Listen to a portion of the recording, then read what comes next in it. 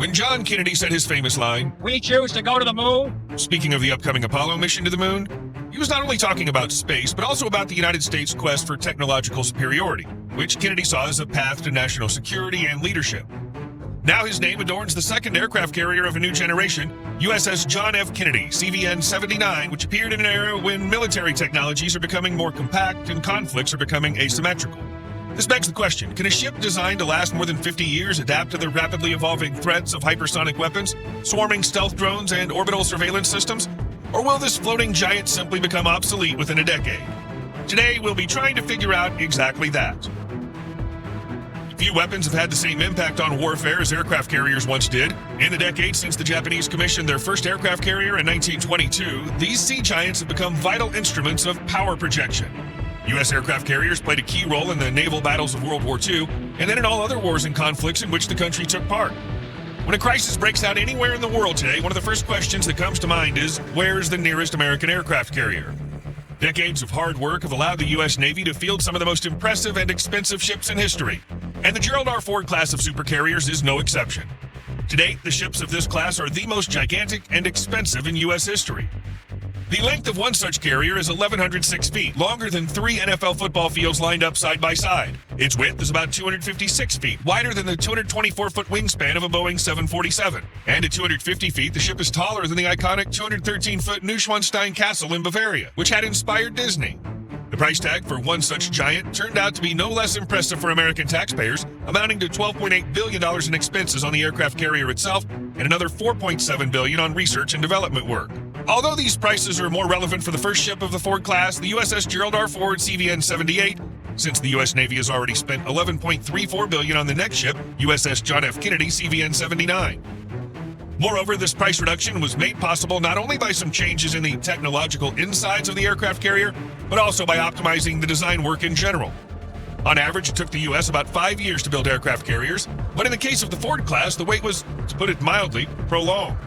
After all, its construction began in 2009, and it was only commissioned in 2017. On the other hand, looking at the number of innovations it carries, hardly anyone would dare say this long wait was in vain. Even with what this 100,000-ton Atlas inherited from its predecessor class, the Nimitz was still modernized and changed beyond recognition. The heart and socket of the CVN-79 supercarrier are two A-1B nuclear reactors from Bechtel, responsible for the design of almost all U.S. nuclear engines.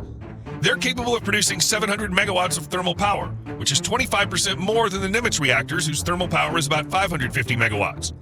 The electrical power will help John F. Kennedy power its new electromagnetic aircraft launch system, or EMALS, linear induction motor catapults, which are replacing the traditional steam piston catapults used on earlier U.S. Navy aircraft carriers. This system is not only lighter, but also requires much less budget expenditure and attention from technical personnel. Additionally, the military freed up a lot of space below deck, eliminating the need to generate and store steam, and also increased the number of aircraft sorties from the ship per day by 25%. But the main advantage is that it places almost no load on the airframes of the aircraft. This significantly expands the range that the Navy will be able to use from CVN-79, including the latest stealth UAVs. In addition to EMALS, engineers have found a use for electromagnets in the Advanced Arresting Gear, AAG, braking system, which replaces the hydraulic mechanism. The decision in favor of AAG was made due to the increasing number of drones used by the U.S. Navy and Air Force, especially in the foreseeable future. The Nimitz's hydraulic systems were unable to capture UAVs without partial damage due to the extreme stress on the airframe, as most drones are too light to operate the large hydraulic piston designed to capture larger aircraft. Now the military can enjoy energy absorption thanks to a turboelectric engine and reduce the impact of the arresting gear on UAV airframes. The service has repeatedly emphasized its intention to regularly increase the number of aircraft that Ford-class carriers can carry. For example, if CVN-78 can accommodate from 75 to 90 aircraft, helicopters, and UAVs, depending on the configuration and tasks, then when creating CVN-79, there was already talk about transporting 100 aircraft. However, it's still unknown whether the service will be able to achieve this ambitious goal in the second ship of the class, or whether it's more realistic to do so in the third aircraft carrier, USS Enterprise CVN-80, whose commissioning is scheduled for 2029.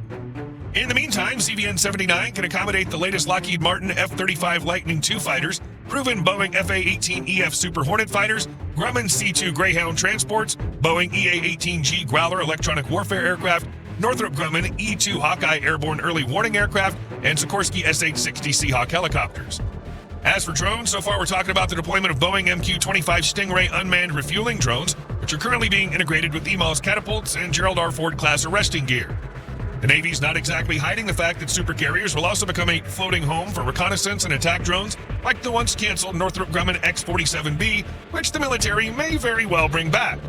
But it's not enough to just launch and land combat aircraft. They need to be armed with something. To that end, the Gerald R. Ford class, and CVN-79 in particular, received 11 new advanced weapon elevators, AWs, powered by the electromagnetic motors with travel speeds up to 150 feet per minute, capable of transporting up to 24,000 pounds of ordnance from the lower decks directly to aircraft waiting above. The main engineering idea here was to ensure that the ammunition did not cross any of the wing's movement zones when moving, reducing potential movement problems inside hangars and on deck to zero. This allowed aircraft to be rearmed in minutes instead of hours, which played a major role in increasing the peak number of sorties per day to 270, compared to 180 sorties for the Nimitz-class predecessors. We're talking not so much about lightning strikes over the course of a couple of days, but rather about protracted conflicts, so the number of sorties over the course of a month will be about 160 per day. The most significant difference between USS John F. Kennedy and her colleague, the USS Gerald R. Ford, was the installation of an updated Enterprise Air Surveillance Radar, ESR system. The decision to switch from dual-band radar, DBR, which combined S-band and X-band radars, was not entirely reasonable. After all, with this, CVN-79 did not lose any efficiency and saved American taxpayers over $350 million. Simply put, instead of the overly expensive, difficult to maintain, and redundant DBR, we got an easily scalable, cheaper, and unified radar for different U.S. Navy ships, while simultaneously reducing logistics and personnel training costs. Although let's not pretend that we don't mind losing Raytheon's ahead-of-its-time DBR, originally designed for the canceled futuristic Zumwalt-class destroyers. CVN-79's armament includes two REM-162 evolved Sea Sparrow surface-to-air missile (ESSM) launchers, two REM-116 rolling airframe missile (RAM) surface-to-air missile launchers, three Phalanx close-in weapon systems (CWIS), four Mk-38 25mm machine gun systems, and four of the timeless classic, the M2 Browning 50 caliber machine guns. And in case of a clash with a more technologically savvy rival like China with its DF-21D hypersonic anti-ship missiles, the U.S. is preparing to equip supercarriers with combat lasers and power armor, which the best minds of leading American defense companies are currently working on. And while there have been no convincing updates on the armor yet, testing of laser weapons has been in full swing for several years. For example, more than 10 years ago, the USS Pont successfully tested a 40-kilowatt laser, using it to sink a motorboat, disarm drones, and detonate a rocket-propelled grenade on an approaching vessel. In February of 2025, USS Pebble also successfully completed a high-energy laser with integrated optical dazzler and surveillance Helios test, destroying an unmanned aerial target. However, the laser was first spotted on board Pebble in 2022, where a Phalanx CWIS Mk-15 had previously been installed. Helios, being developed by Lockheed Martin, is perhaps one of the most obvious laser weapons options for the Ford class. Here's why.